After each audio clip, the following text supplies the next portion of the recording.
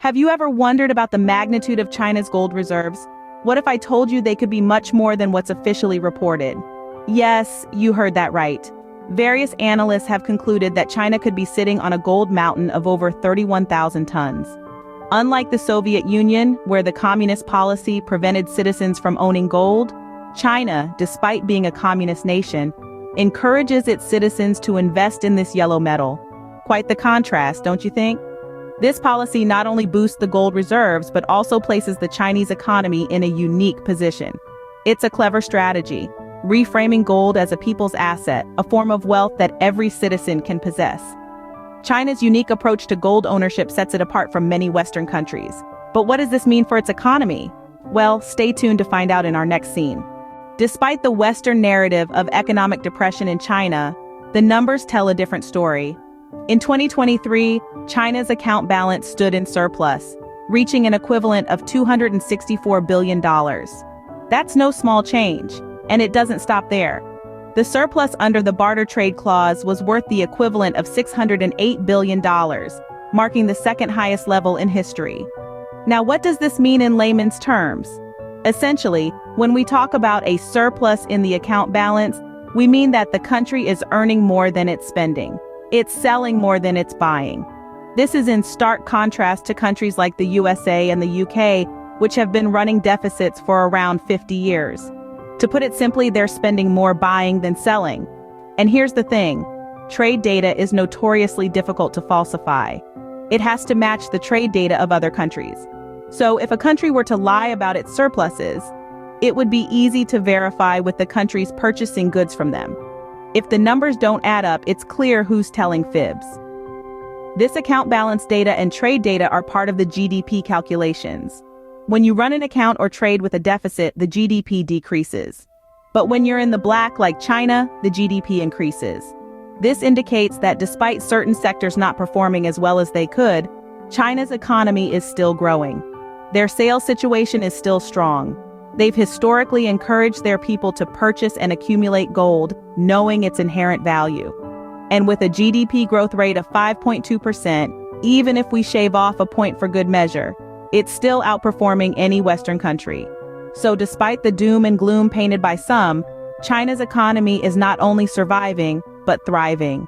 What does a healthy economy mean for China and the rest of the world? A robust account balance and significant trade surplus have a profound impact on the growth of a nation's GDP.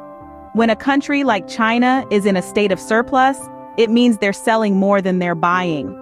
This is in stark contrast to countries like the United States and the United Kingdom, which have been running deficits for about 50 years.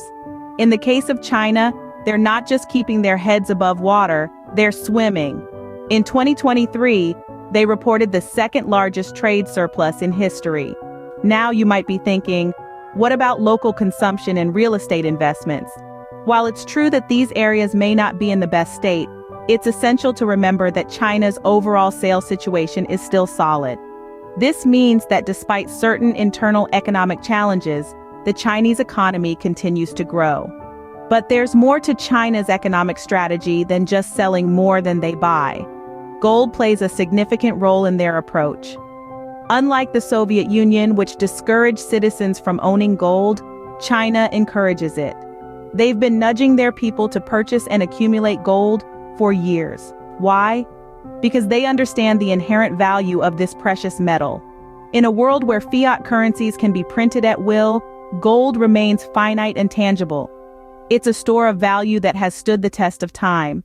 By advocating for gold ownership, China is not just bolstering its economy, but also providing its citizens with a hedge against economic uncertainty. So, what's the current state of China's economy? Well, in 2023, their GDP was 5.2%. Sure, they might be sprucing up the numbers a bit, but even a 4% GDP is higher than any Western nation. Right now, the United Kingdom's GDP is in the negative. China's economic strategies may seem unconventional, but they're bolstering their economy in ways many Western nations are struggling to match. So, what can we learn from China's approach to gold and economic management? First and foremost, we see the undeniable benefits of maintaining a positive account balance. While countries like the United States and the United Kingdom have been operating in deficit for about half a century, China's policy of selling more than it buys has led to a surplus.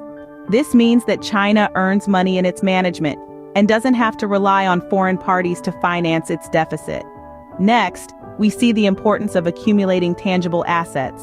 China has been encouraging its citizens to invest in gold, a strategy that differs vastly from the Soviet Union's policy of preventing citizens from owning gold.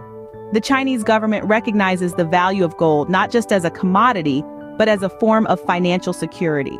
We also observe the significance of living according to financial ability.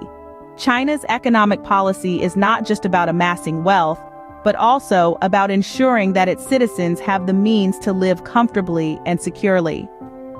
This approach has allowed China to maintain economic stability, even as it navigates the challenges of a global economy. Lastly, we come to a powerful adage: "The one who owns the gold sets the laws." This saying underscores the influence of economic power on policy and governance. China's significant gold reserves and positive account balance position it as a formidable player on the global stage, capable of shaping economic policies and trends. China's economic strategies may seem unconventional, but they're bolstering their economy in ways many Western nations are struggling to match. Perhaps it's time we took a leaf out of their book.